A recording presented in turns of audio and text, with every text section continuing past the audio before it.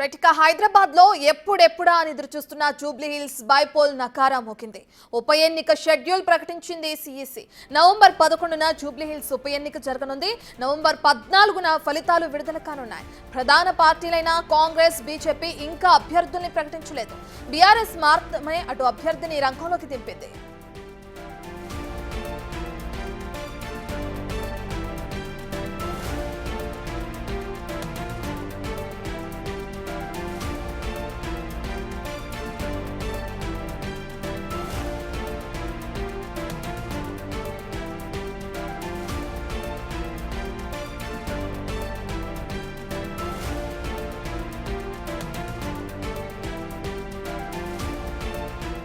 Right ఇక BJP MP Raghunandan Rao big టీవీతో మాట్లాడుతున్నారు. ఉప ఎన్నికలకు సంబంధించి ఇప్పుడు చూద్దాం. జూబ్లీ హిల్స్ ఎన్నికల షెడ్యూల్ ఖరారైనటువంటి నేపథ్యంలో బీజేపీ ప్లానింగ్ ఎలా ఉండబోతుంది, ఏ విధంగా ముందుకు వెళ్తుంది అన్న దానిపైన మనతో మాట్లాడేందుకు మెదక్ ఎంపీ రఘునందన్ రావు గారు మన ఏంటి ఎన్నికల షెడ్యూల్ కూడా వచ్చినటువంటి నేపథ్యంలో బీజేపీ మానిటరింగ్ కమిటీ చైర్మన్గా ఉన్నారు, ఇన్ఛార్జిగా ఉన్నారు. జూబ్లీ హిల్స్లో ఏ విధంగా వెళ్తున్నారు, ఏ విధంగా ప్రణాళికలు వహిస్తున్నారు? ప్రజలు ఓటర్ మహాశయుల యొక్క మనసును గెలిచి ఎన్నికలను గెలుస్తాం. సో వ్యూహాల విషయానికి వస్తే వ్యూహాలని టీవీ ఛానళ్ళల్లో షేర్ చేసుకోలేము వెంకన్న. సో ప్రజల మనసు గెలవడం ఎట్లా, జూబ్లీ హిల్స్కి భారతీయ జనతా పార్టీ ప్రత్యామ్నాయం ఎట్లా అనేటువంటి అంశానికి ప్రజల్ని మేము కన్విన్స్ చేయదలుచుకున్నాం. ఇప్పుడు టీఆర్ఎస్ పార్టీ ఆల్రెడీ లేదా బీఆర్ఎస్ పార్టీ ఆల్రెడీ గతంలో ఎమ్మెల్యేగా పనిచేసి చనిపోయినటువంటి గోపీనాథ్ గారి శ్రీమతినే అభ్యర్థిగా ప్రకటించినట్లు మీడియాలో చూస్తూ ఉన్నాం. ఇప్పుడు 11 సంవత్సరాలు వారే ఎమ్మెల్యేగా ఉన్నారు. 10 సంవత్సరాలు అందులో టీఆర్ఎస్ పార్టీ అధికారంలో ఉంది.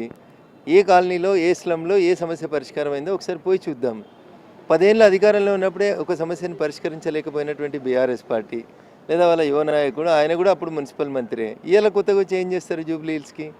టీఆర్ఎస్ పార్టీ గల్లీలో లేదు, టీఆర్ఎస్ పార్టీ ఢిల్లీలో లేదు. టీఆర్ఎస్ పార్టీకి ఓటు వేయడం వల్ల లేదా టీఆర్ఎస్ పార్టీ ఒక ఎమ్మెల్యే సీట్ని గెలవడం వల్ల టీఆర్ఎస్ పార్టీకి వచ్చే లాభం ఏంది, లేదా జూబ్లీ హిల్స్ నియోజకవర్గ ఓటర్ మహాశయులకు వచ్చేటువంటి కొత్త పథకాలు కానీ ఫలితాలు కానీ ఏముంటాయి?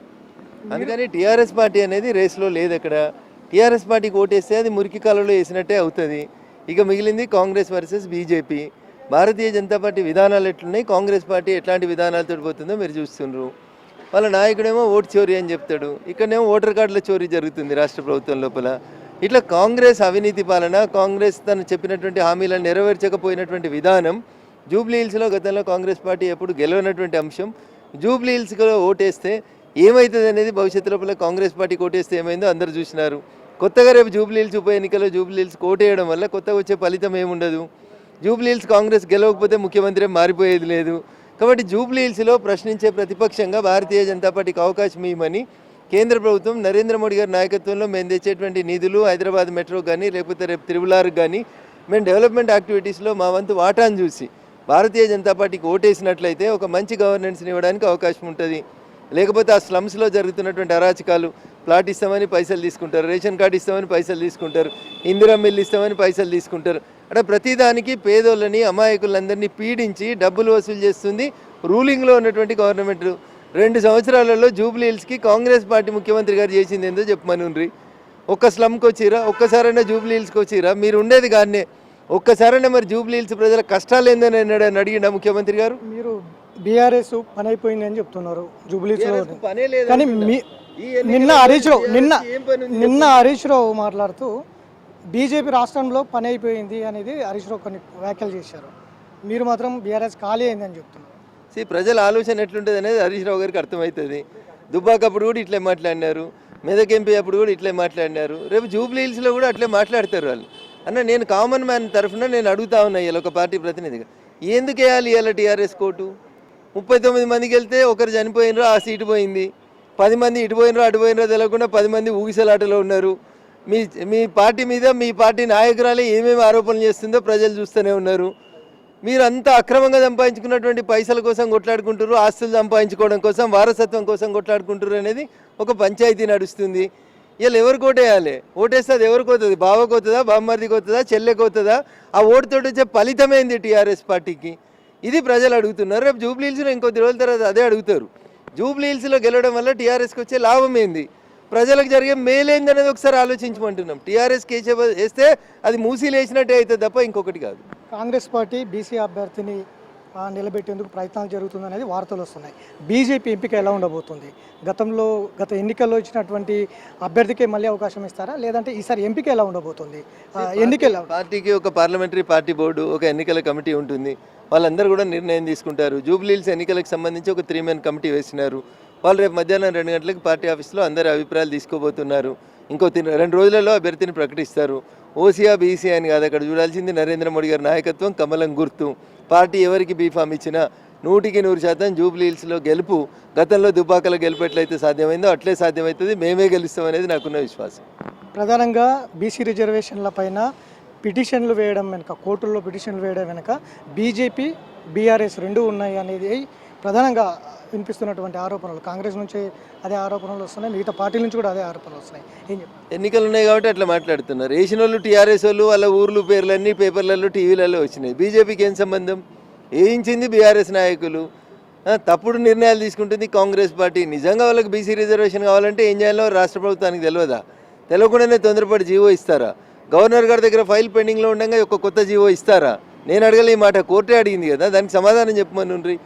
ఢిల్లీకి పోయినామని చెప్పారు కదా, ఏదో కేసు గెలుస్తామని. రేపు హైదరాబాద్లో కేసు ఆర్గ్యూ చేయండి. 8వ రోజు కేసు ఎవరు గెలుస్తారు, ఏమవుతుందో చూద్దాం. కోర్టు నిర్ణయాన్ని గౌరవిద్దాం. When the matter is pending before court, ఇంతకంటే ఎక్కువ ఏం మాట్లాడతాం మనం చెప్పండి.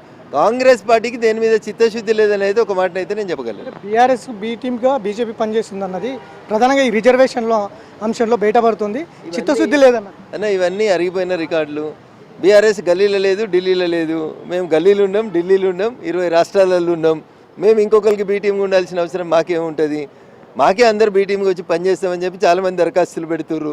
ఎవరిని తీసుకోవాలి, ఎవరిని తీసుకోవద్దు అనేది సమయం సందర్భం వచ్చినప్పుడు ఆలోచించుకుంటాం.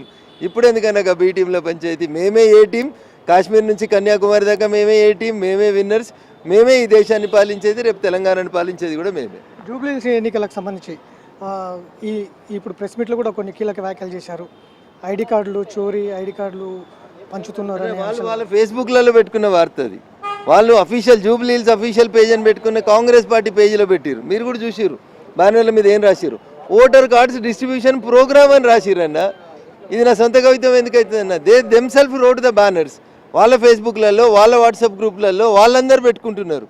దేశంలో ఓటర్ కార్డుల డిస్ట్రిబ్యూషన్ ఎవరు చేస్తారన్న? ఎలక్షన్ కమిషన్ ఆఫ్ ఇండియా చేయాలి, లేదా గవర్నమెంట్ అధికారులు చేయాలి. ప్రైవేట్ పర్సన్స్ టెంట్ వేసి మీకు ఓటు కార్డు రాకపోతే నా దగ్గరికి రండి ఇస్తానంటే ఎటుపోతుంది డెమోక్రసీ? రాహుల్ గాంధీ గారు ఓటు చోరీ అని పాదయాత్ర చేస్తున్నారు కదా, మరి ఈ ఓటర్ ఐడి కార్డు చోట్లు ఎందుకు అవుతున్నాయి మీ కాంగ్రెస్ పార్టీ పాలిస్తున్న రాష్ట్రంలో అనేది రాహుల్ గాంధీ గారు సమాధానం చెప్పాలి. సో ఇది ఇప్పటికే 3 మ్యాన్ కమిటీ కూడా జూబ్లీహిల్స్ ఎన్నిక పైన వేయడం జరిగింది. దానికి రాష్ట్ర బీజేపీ ఎలక్షన్ కమిటీ కూడా ఉంటుంది. ఇట్లా నివేదికల ప్రకారం ఏదైతే 3 సభ్య కమిటీ ఇచ్చినట్టు నివేదిక కావచ్చు, అట్లనే రాష్ట్ర బీజేపీ ఎలక్షన్ కమిటీ కూడా ఉంటుంది. అందులో చర్చించి అభ్యర్థిని నియమిస్తారు అనేది కూడా ప్రధానంగా రఘునందరావు చెప్తున్నటువంటి సిచ్యువేషన్. దాంతోపాటు ఒకవైపు ఓట్ల చోరీ అంటూ రాహుల్ గాంధీ గగ్గోలు పెడుతున్నారు. కానీ జూబ్లీహిల్స్ నియోజకవర్గంలో ఓటర్ ఐడి కార్డులు చోరీ చేస్తున్నారు. ఎన్నికల కమిషన్ చేతుల్లో ఉండాల్సిన ఓటర్ ఐడి కార్డులు కాంగ్రెస్ నేతల చేతిలోకి ఎలా వెళ్ళాయి అనేది కూడా ప్రధానంగా ఆయన ఆరోపిస్తున్నటువంటి పరిస్థితులు అయితే ఉన్నాయి. Video journalist Gaustav Venkat, Big TV.